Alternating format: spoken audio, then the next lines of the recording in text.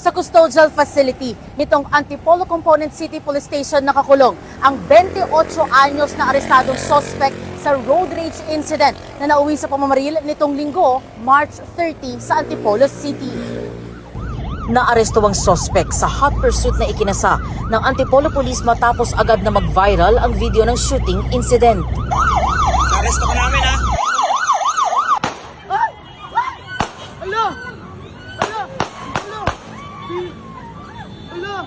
Hindi ko naman po gusto na mangyari yun. Nablangko na po talaga ako kasi ang sakit na ng katawan ko na sa bugbog po nila. Ayun po, tsaka ko po kinuha yung baril ko doon sa may sasakyan at pinoprotektahan ko na lang din po yung sarili ko. 4 na katao, kabilang ang isa sa mga sakay ng suspect, ang nadamay sa pamamaril na nagtamo ng mga tama ng bala sa iba't ibang parte ng katawan. Nagpapagaling pa sila sa ospital.